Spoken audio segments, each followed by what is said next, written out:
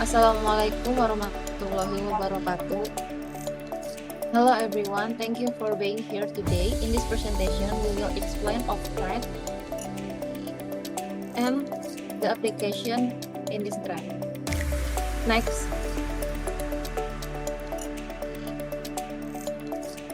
member in this group, first Ahmad Suhendar, second Alsa Muniraswati, and the last Latif Nurrahman.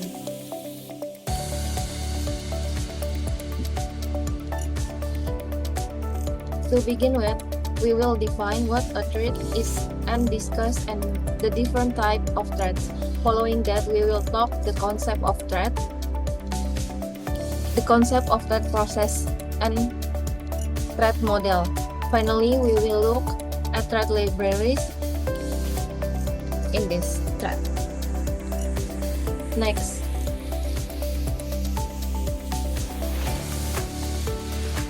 What is thread? Thread is a fundamental unit of CPU utilization. It exists as a part of process,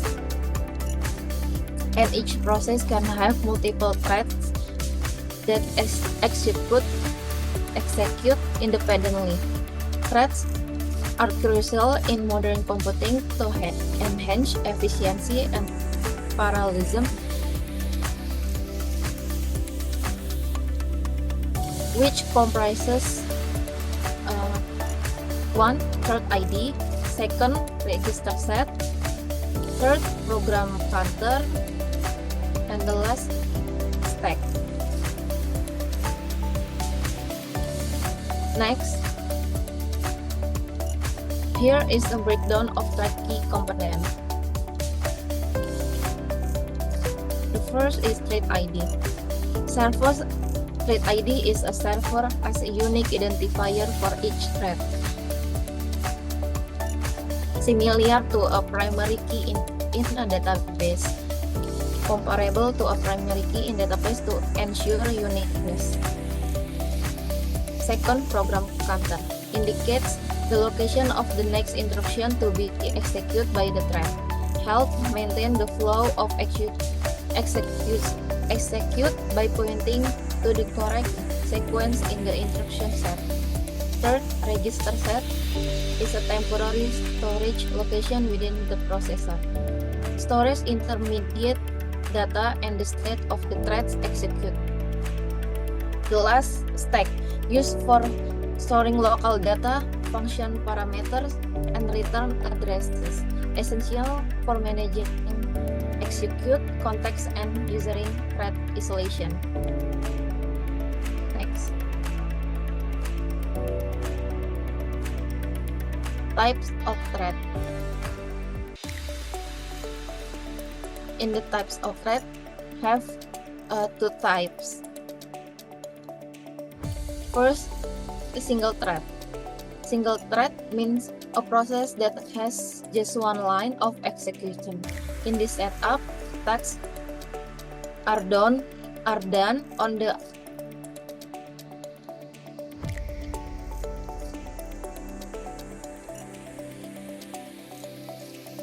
single thread means a process that has just one line of execution. In this setup, tasks are done one at a time so the program can only handle one thing at once.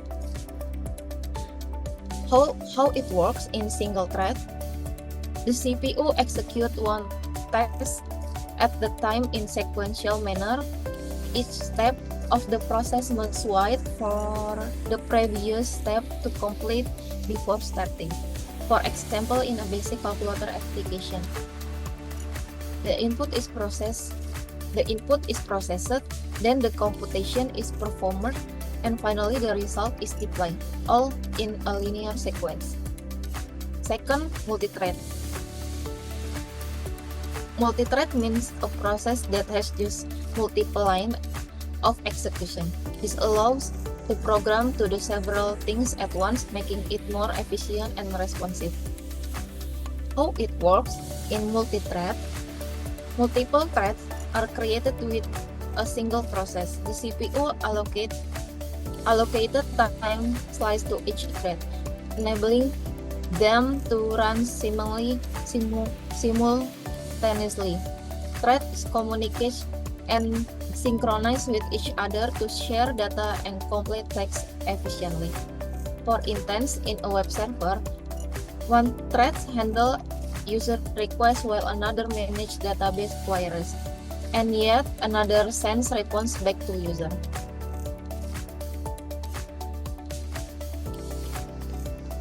Now in the process of thread. In the process of thread have two types: user thread and kernel thread. Next, user thread. An example of user thread which is managed entirely by user level libraries, not the operating system. The operating system sees a thread as a single process, unaware of individual threads. User threads are generally more likely and faster to create, but do not take full advantage of multiple processor cores, as the kernel does not manage their execution. Next, kernel thread. An example of the kernel thread which is managed by the operating system kernel. The kernel is aware of and directly schedule individual threads. These threads can run on parallel on multiple processors and take full advantage of multi-core system, but they are heavier and more research intensive compared to user threads. Next, this is the step of thread process in an operating system. Unstarted, the thread is in a state where it has not started yet. To begin execution, to start function is called transitioning the thread to the started state. The thread has started but is not yet running. The operating system assigns the thread to a processor dispatch, moving it to the running state. Running. The thread is actively executing on the CPU. Transitions out of this state can occur for various reasons. Quantum expiration, the thread's time slice and is disposed, suspend. The thread is temporarily held due to a system or application command. It can return to running state after receiving and reason command. Block. The thread is waiting for an IO or input or output operating system to complete. Once complete, the thread transitions back to the running state. War or sleep or join. The thread is waiting for a specific time, joining another thread or waiting for instruction to continue. Once the continue is fulfilled, the thread can return to the running state. Stop. The running has completed. It takes and will no longer be executed. The state is final. Next. And for the next topic is a thread model. For the model 1 is many to 1. In this model, many user threads are mapped to a single kernel threads. Next, this is how threads model works in many to 1. Next, this is an example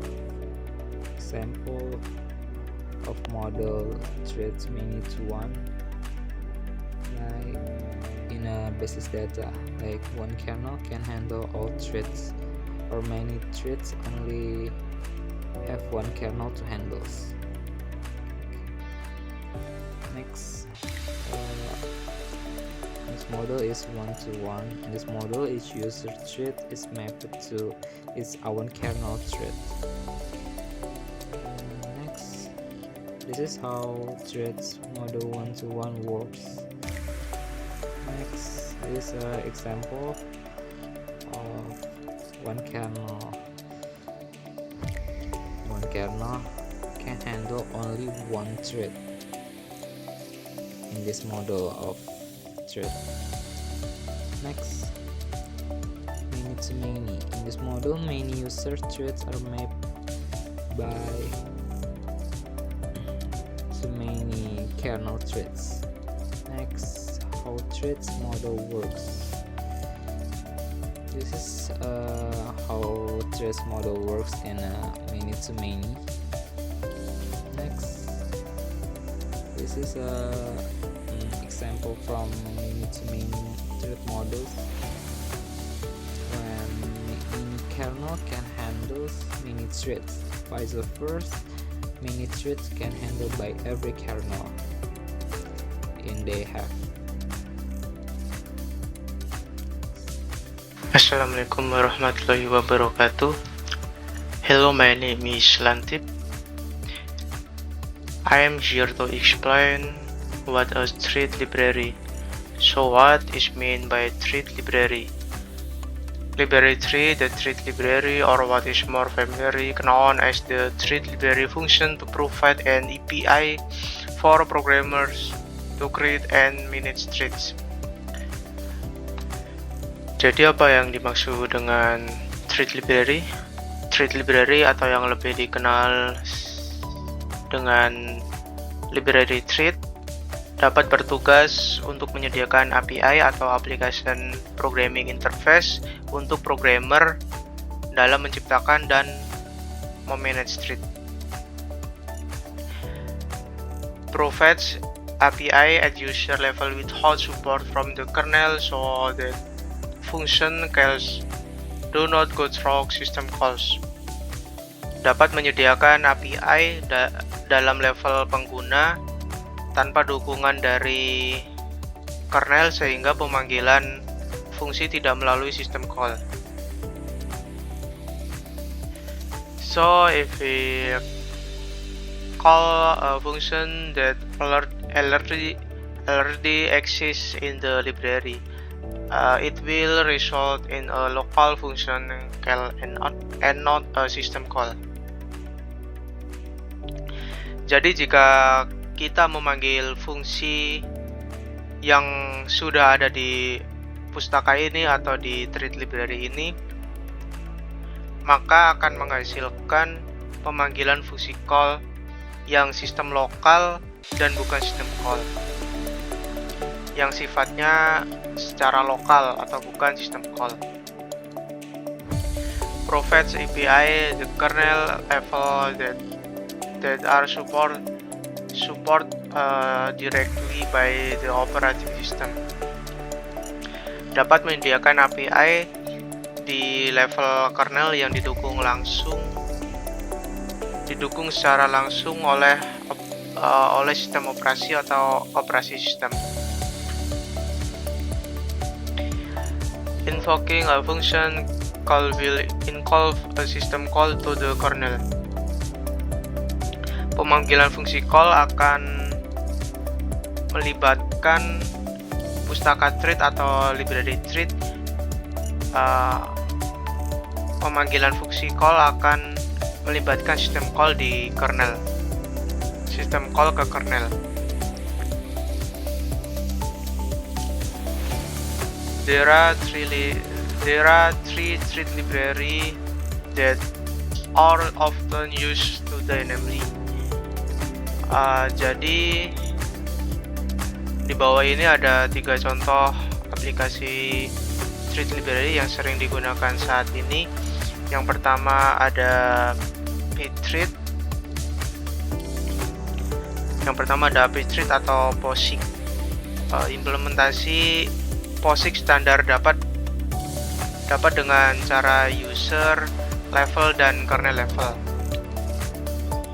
Yang kedua ada Win32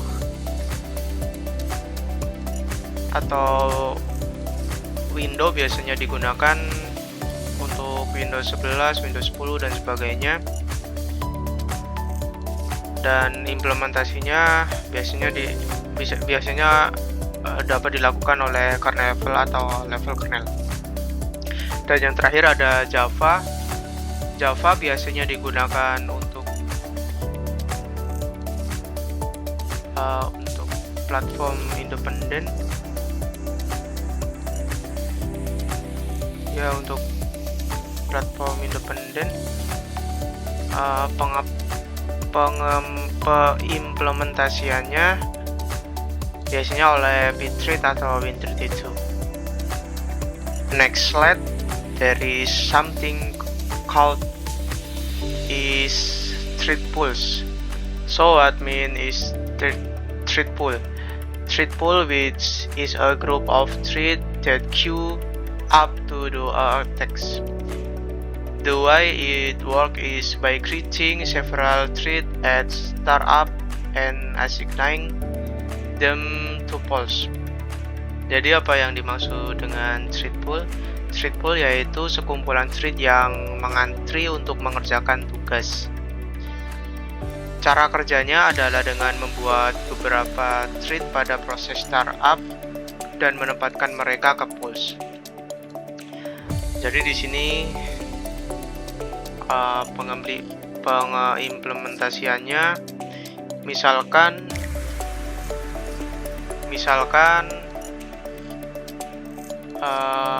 ada suatu restoran yang memiliki banyak pelanggan dan mereka hanya memiliki 3 juru masak. Jadi jika pesanan 1, pesanan 2 dan pesanan 3 masuk, maka juru masak tersebut akan memasak pesanan tersebut secara bersamaan. Tapi jika ada pesanan lain yang masuk, misalkan ada pesanan 4, pesanan 5 masuk ke restoran tersebut, maka pesanan 4 dan 5 itu akan mengantri di daftar menu dan akan dibuat atau diproses setelah pesanan 1, pesanan 2 dan pesanan 3 jadi atau selesai. Jadi kurang lebih seperti itu untuk implementasi dari thread pool ini sendiri. Treating web server to problem arise. Jadi di sini ada 2 masalah yang muncul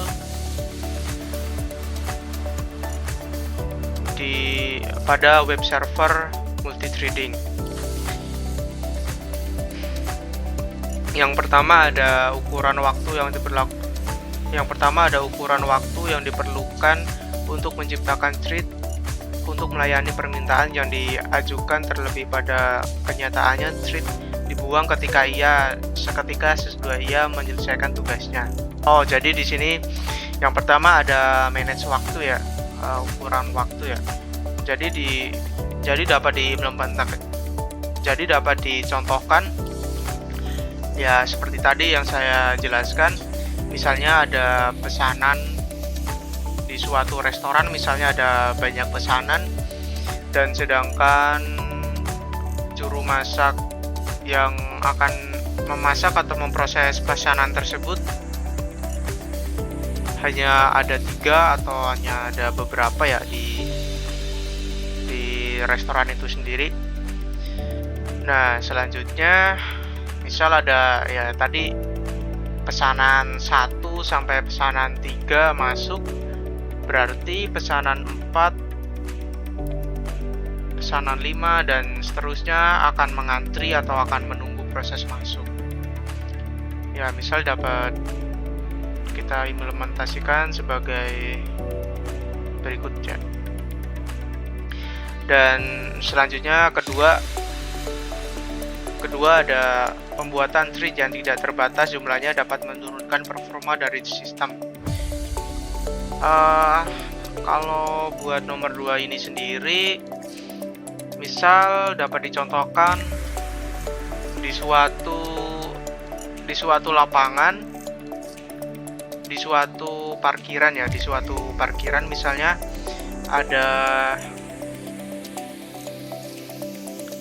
misalnya di suatu parkiran ada motor yang parkir di situ, jumlahnya ada 100. Terus ada mobil 50 misalnya, dan di suatu lapangan parkiran tersebut misalnya jumlahnya tidak terbatas atau bisa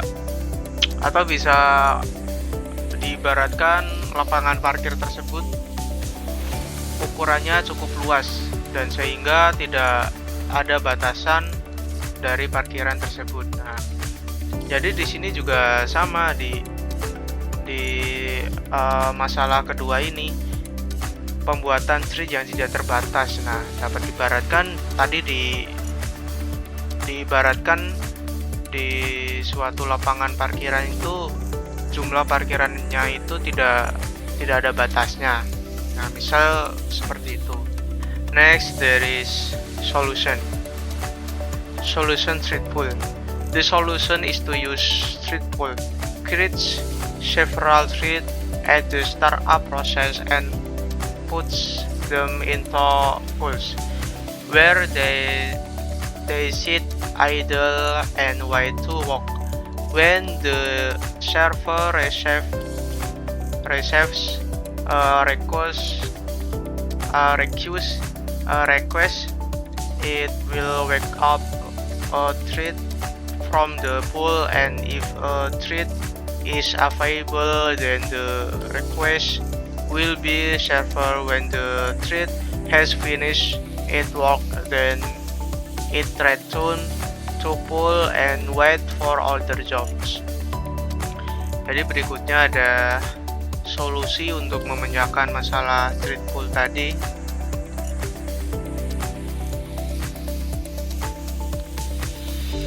Solusinya adalah dengan penggunaan thread pool.